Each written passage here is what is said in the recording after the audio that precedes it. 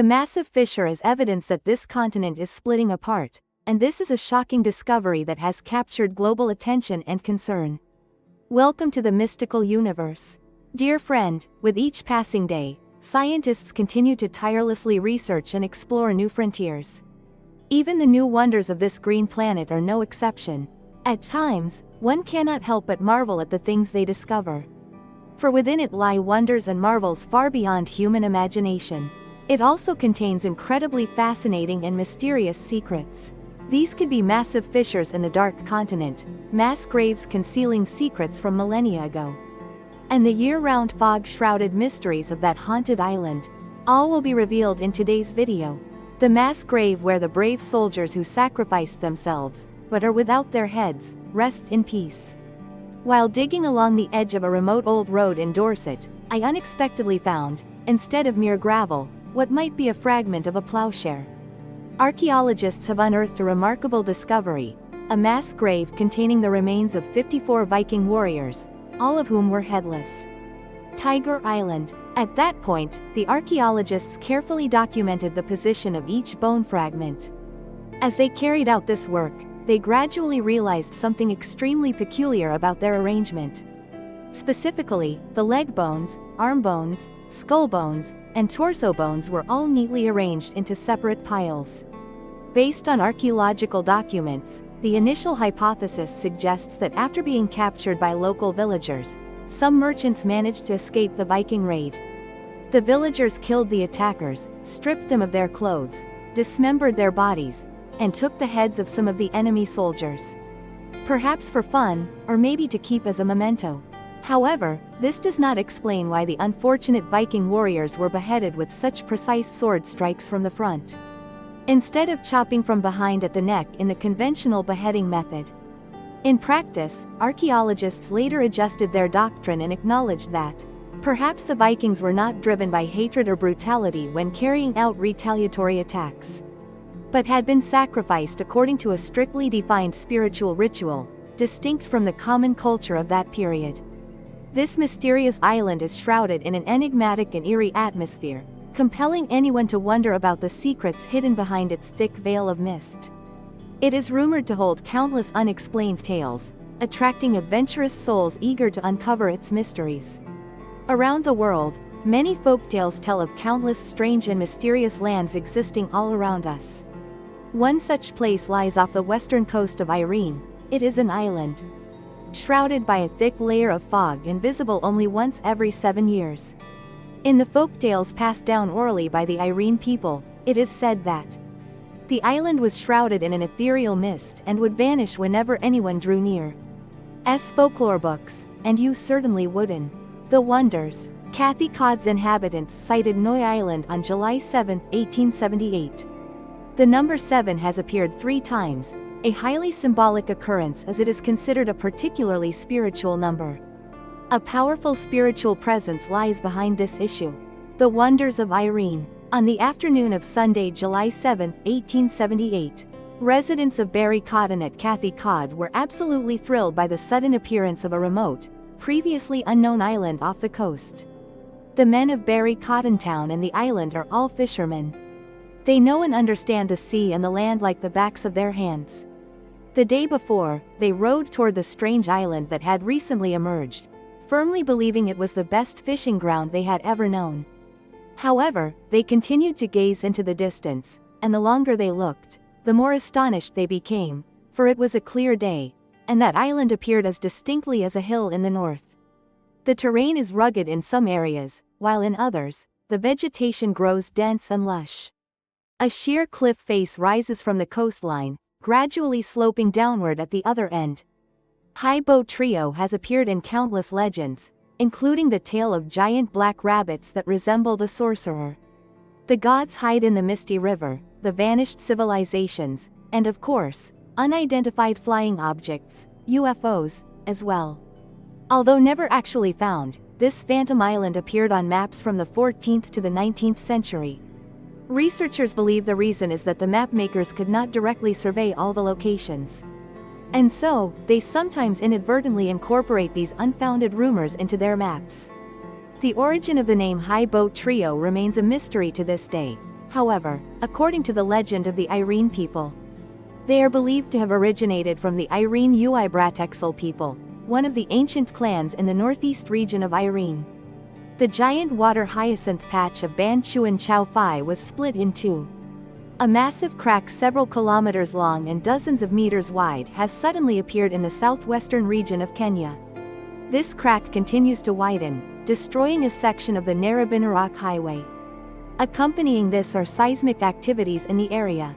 Earth is a planet in constant transformation, though many of these changes are invisible to the naked eye. The proliferation of fallacious networks is a prime example. However, the appearance of a massive crack in Kenya serves as clear evidence that Earth's tectonic plates are constantly shifting. This raises the question of whether the African continent is beginning to split apart, just as the scientific community has long predicted. After billions of years of formation, Earth's lithosphere has fractured into a large number of tectonic plates. These plates are not fixed, but move relative to each other at different speeds, sliding atop a viscous, soft asthenosphere. The exact mechanism behind these movements remains a subject of debate, but it is more likely related to convection currents within the asthenosphere and the forces generated at the boundaries between tectonic plates. These forces do not merely cause a simple shifting of the tectonic plates. Moreover, it causes these networks to fracture, creating fissures and potentially leading to the formation of new network boundaries. The East African Rift, the African Great Lakes system, is a prime example of where this process is actively occurring. The East African Rift system stretches over 3,000 kilometers, extending from the Gulf of Aden in the north to Zimbabwe in the south. The current African tectonic plate is divided into two unequal parts, the Somali Plate and the Nubian Plate. This is an anomalously active rift zone, largely located beneath the ocean floor. For a long time, geologists have predicted that within the next 50 million years, Africa will split into two parts due to the activity of the East African Rift. Geological activity occurs along the eastern branch of the Rift Valley system, which stretches through Ethiopia, Kenya, and Tanzania. The situation became clearer when a severe drought unexpectedly hit southwestern Kenya. According to Kenyan geologist David Ahay, based on current developments, he estimates that the African continent is splitting apart in the Chomari region at a rate of 2.5 centimeters per year. And accordingly, in the near future, as this phenomenon continues, a separate sea will form between Chomari and the rest of the continent. The faster shifting of Earth's tectonic plates is primarily driven by the activity of volcanoes located near these plates. He believes that the increasing speed of Africa's separation is due to the activity of a volcano. There is a great rift valley named Shaka. Particularly, Earth's history features an example of tectonic plate separation, specifically in the South Atlantic region. The South Atlantic was formed by the separation of South America and Africa approximately 138 million years ago. Later, scientists discovered this when they noticed that the coastlines of the two continents fit together like two pieces in a puzzle. Just over 50 years ago, in a small Spanish town, a house suddenly became famous. The mystique of this destination has attracted hordes of curious tourists from all over the world to visit. Not because the situation took a strange turn when a series of human faces suddenly and inexplicably appeared, flickering mysteriously on the kitchen countertop without any explanation. One day in August 1971, Maria Gomez Perea, a resident of the town of Bonmit, Spain, discovered strange stains appearing on her kitchen floor. She never imagined she would become the central figure in one of the most mysterious and meticulously documented events of the 20th century. The ghostly faces of Bamit village. Without any apparent cause, the stains gradually expanded over time and formed shapes resembling human faces. When the face was formed, it is believed to have shifted from its original position. Horrified by the unprecedented event, Maria desperately scrubbed to remove the stain, but all her efforts were in vain. Maria had no choice but to ask her husband, Mr. John, for help. He proposed a solution to replace the entire floor. Only about a week later, everything seemed to have returned to normal, yet the family was once again thrown into a panic when that person's face unexpectedly reappeared. The survey experts immediately went to Maria's family home and decided to proceed with the excavation right away. At that time, this was considered the optimal and only method to explain why the enemy could not be destroyed and continuously reappeared. Only a moment later, the hunters found their first clue. Approximately 3 meters beneath the kitchen floor lay the buried human skeletons, some of which were even missing their heads. Before relocating the remains to a Catholic cemetery, the authorities conducted tests and analysis, determining they were approximately 700 years old. Researchers believe this was very likely a collective disturbance instigated by inmates on death row. So, Maria's family kitchen was completely rebuilt with new concrete. At this point, both the local council and Maria's family could rest easy, believing that all the unusual events had now come to an end. But just a few weeks later, a new wave of troops arrived, completely different from the previous contingents. This time, things were different. Instead of a stain appearing and becoming permanently impossible to remove, now, a series of new stains continuously take turns appearing on the floor. They kept appearing and disappearing, sometimes just hours apart. Among the faces that appeared, there were also those of women and children with incredibly diverse expressions and colors. Scientists used specialized equipment to record sound pulses in the room. The results captured strange noises, which those of a speculative mind believed to be ghostly sounds. They must have come straight from hell. However, some scientists argue that this is merely a random phenomenon, created by the combination of chemicals present in the kitchen.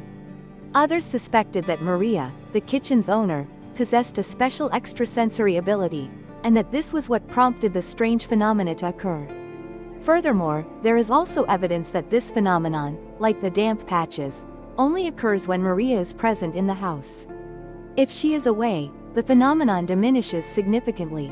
However, since Maria's passing on February 3, 2004, the flowers have continued to bloom on the kitchen windowsill, and they have persisted in doing so right up to the present day. The mystery of unidentified flying objects, UFOs, remains a major challenge for the scientific community. 500 years of the Golden Dragon's werewolf assassin. Mexican archaeologists recently announced the discovery of a young wolf covered in intricate gold jewelry, found within a stone receptacle near Mexico City's Zocalo Plaza. Not far from there is Temporamero, where the ancient Attic people used to bury their dead in the sacrificial rites of the same name.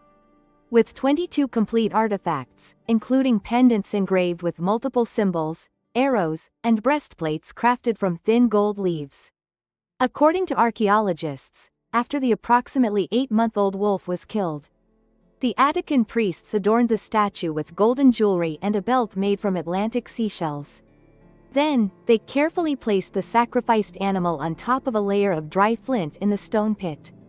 The wolf faces west, symbolizing Higido Perichi, the god of war and sun goddess in Attic folk religion. They believed that the wolves would help guide the fallen soldiers across the treacherous river of the underworld. The golden she-wolf was buried during the reign of King Ogesoro, from 1486 to 1502. This was the most powerful and fearsome king of Mexico, who expanded his empire southward into what is now Guatemala. What looks like a giant potato is actually an avocado, weighing nearly 10 kilograms, specifically 9.98 kilograms. Discovered by a grass cutter named Jekyll Nui while he was cutting peat for fuel in the Emmerich swamp in Irene. This is a type of food made from cow's milk, with a richer flavor than regular cheese, and is estimated to have a history of over 2,000 years.